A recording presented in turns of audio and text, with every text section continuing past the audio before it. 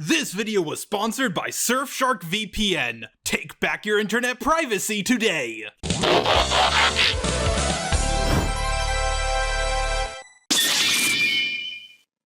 So I want to start off by giving a disclaimer. I don't like Scooby-Doo, like, at all. I don't have any emotional attachment to it, so when I saw the trailer for Velma, my reaction wasn't, Ruh Ro, they're ruining Scooby-Doo, my beloved Scooby-Doo. To me, Scooby-Doo was always the Call of Duty of animation. There's always a new one every year. There are so many Scooby-Doo movies and TV shows. We interrupt this program to bring you a special report. Has this ever happened to you? Oh boy, I can't wait to use the free Wi-Fi at Starbucks. 2 hours later. Well, that was a fun day of using free Wi-Fi. Oh, I got an email from my boss. What? Someone stole company information through my laptop? And I'm fired. Ugh! How am I going to be able to afford comically large frappuccinos now? Don't be like this guy.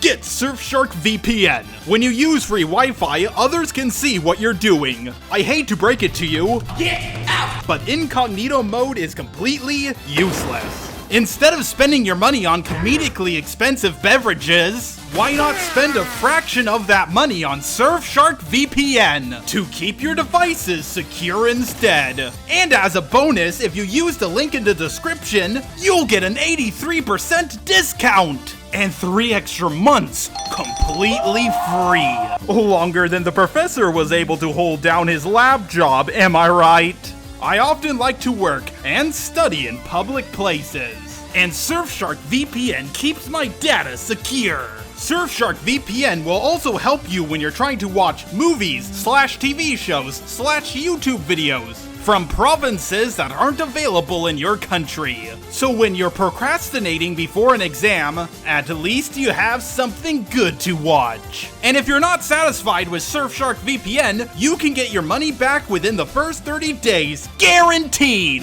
That's Surfshark VPN. Take back your internet privacy today. Surfshark VPN will protect you. You're gonna like how secure it makes you feel. I guarantee it. And now back to your regularly scheduled program. Now the first thing that's very apparent about this show is that the entire Mystery Inc. gang has been race bent. Well, everyone except for Fred. Now I have shared my opinion on race bending in a few videos. Sometimes I'm okay with it and other times I really loathe it. But Scooby-Doo is one of those shows that really does work with race bending because, well, there's 50 different versions of it. If they wanted to make a black or Asian version of Mystery Inc., well, there's still 50 other versions where they're white.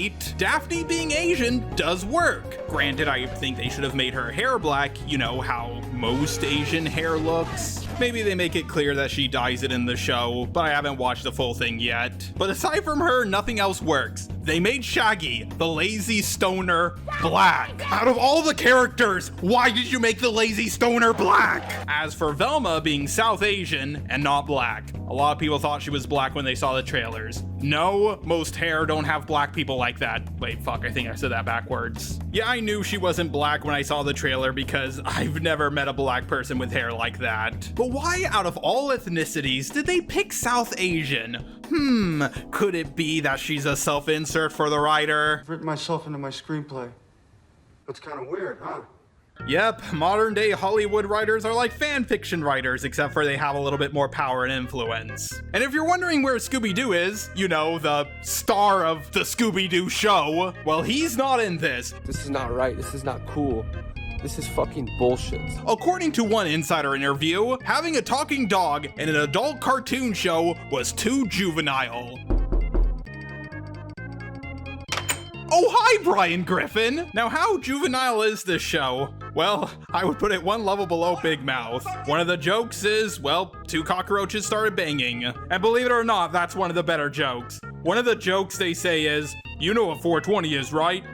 Yeah, it's code for adults who still watch cartoons. Now, not only did they race bend the characters, but they also completely changed every single one of their personalities. You know how I said they made the lazy stoner Shaggy black? Well, it turns out he hates drugs, which would be funny if they didn't pause after he said it. As for Fred, Oh my god, Jesus, where to start? He has this really weird masculinity complex. Now don't get me wrong, the personalities of the Scooby-Doo cast have changed from iteration to iteration. They weren't exactly the most complex three-dimensional characters when they started off, but these new personalities are just way off. I get this is supposed to be an origin story, so the characters' personalities are probably going to change as the show goes on, but does this mean Norvell, the Black Shaggy, will eventually like drugs? If you're gonna change not only how the characters look, but also how the characters act, then why not just make it its own thing? Maybe it was at one point, but the higher-ups decided to make it a Scooby-Doo show for whatever reason. I understand that attaching something to an already existing IP will mean more people will see it, but I really don't understand studios' obsession with tarnishing their IP. Nowadays, when I, or a lot of other people, see a trailer for an already existing IP, we get nervous, because they're gonna ruin it. So let's go check out the trailers for this show, and of course they've been dislike bombed to hell and back. Oh, poop. I've had a lot of choice words about the She-Hulk trailers, but these ones are way worse. And it seems that most people agree with me, because the dislikes underneath this video are way worse than the She-Hulk one. She's imitating an angry reactionist who's upset that Judy Jetson isn't boy crazy, but at least she's white. And she also says that if there's one thing the internet agrees on, it's that nothing should ever be changed, ever. Now obviously they're trying to make fun of the people who won't like this show. Hollywood is 100% aware people like, well, me exist. Now Hollywood, I'll give you a secret as to how we'll stop. Make something good. If I need your body, I'll fuck it. People are fine with change, but you know, they want the changes to be good. Hollywood has been in this weird state for a while where they'll constantly use IPs that people love, make references to things that have happened in the past. Sometimes they even repeat plot lines. It's like the new Star Wars trilogy. They keep saying let the past die, while they're also still reusing stuff like the Death Star or Stormtroopers. And Scooby-Doo has changed how much over the years? The second trailer had some wacky jokes, like there's this dead girl with a missing brain. Velma says she has no brain, but she's not dissing her, she literally has no brain. Wow, what a knee slapper. And of course, there's twerking, and a possible lesbian relationship? What? Hasn't Velma already been lesbian before? I guess Daphne hasn't, so I guess that's something new. Remember that one Scooby-Doo show where her and Shaggy made out? Somehow I'm less okay with that than her being lesbian.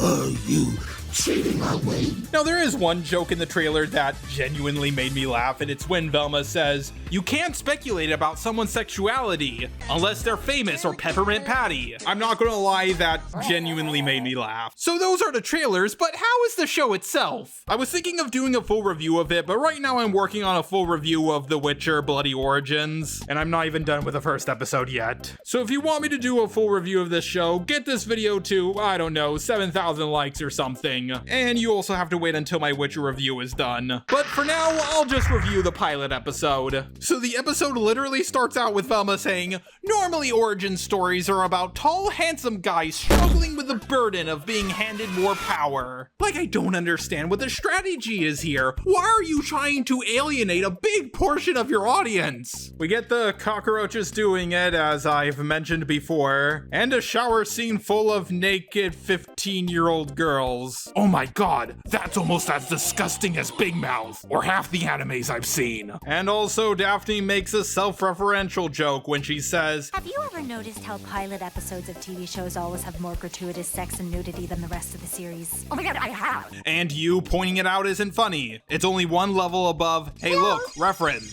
Hey guys, don't you find it cringe when a YouTuber keeps using the same avatar for 5 years in a row? We get to the scene from the trailer where there's a dead girl with no brain.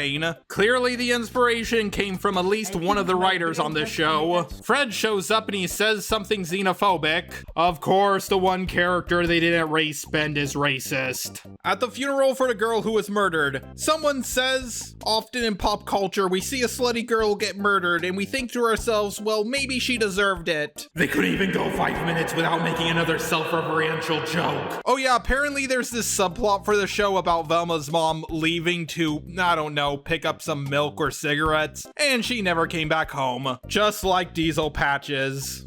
A lot of people seem upset about a new show that just came out. You know what? I think there's too much negativity in this review. I'm gonna say one positive thing about the show. The animation is good. Like, I swear when it comes to modern day cartoons, the writing has gone way downhill. Mainly because they're written by people who, well, hate cartoons. But as technology has improved, animation has improved with it. I personally think the people who animated this show deserve none of the backlash. As for the writers, well, they deserve all of it. Speaking of the backlash this show got, as I was recording this video, I decided to see what others had to say. And wow, a lot of people are talking about this show, and not in a positive way. Like when it comes to a bad Marvel show like She-Hulk, or a bad Star Wars show like Obi-Wan Kenobi, you expect people like It's a Gundam, Drinker, me, Robot Head, and a ton of other people to talk about it. But Chew on Head is talking about this, Steve Reviews is talking about this, not even Rebel Taxi is talking about it in a positive way. So Velma seems to be the show that finally broke the camel's back, which I find absolutely hilarious. It wasn't Star Wars, it wasn't Marvel, it wasn't all these other Disney products, it wasn't Terminator, it wasn't Witcher. It was some fucking Hanna-Barbera cartoon that has been rebooted 50 times. Anyways, let's get back to the review. Oh yeah, and by the way, I'm no longer going to point out every time to make meta humor because I swear there is more meta humor in the pilot episode of Velma than an entire season of Rick and Morty. I know that might sound like an exaggeration, but if you actually saw this episode, you would understand. I'm a suspect? I thought lesbians were good at solving crimes. It's like the one positive stereotype perpetuated by cop shows. You know what? I just changed my mind. I don't want to review the episode any further than I already have. This is so much worse than She-Hulk. I thought I could make it through the episode, but I just can't. It's so cringe. It's so cringe. A lot of the jokes about Fred are just, oh, he's a rich white boy. And guess what? He also has this tiny penis. And he also racist. Yeah, the one character we didn't race bend is fucking racist. They really, really hammer in the fact that he has a small dick. There's like half a dozen jokes about it in episode 1. What now, Daft? Jeez. And when, Fred? When? Delicate teen heartthrob good looks stem from the fact that he hasn't gone through puberty yet. The murders. Obviously, it's the murders. It's not small, it's scared. Look at this from my perspective, Velma. If you needed money to keep your pregnant girlfriend happy, and then you heard what the Joneses are willing to pay, I'm sure you'd agree it's possible Fred didn't do it. Fred's a rich white guy with a tiny dong. He did it. No, excuse me. I have to go find my missing mother. You didn't mention Fred had a tiny dong? Oh yeah, real baby carrot. And I'm gonna ride it all the way to victory. Huh? And what did you think of my client? Honestly, that he was super hot. But also that he was just another entitled rich guy who might kill someone because he has a tiny dong. They even make him look like Hitler in one scene, and of course, the show writers just have to point out that they're doing that. Oh God, he looks like Hitler!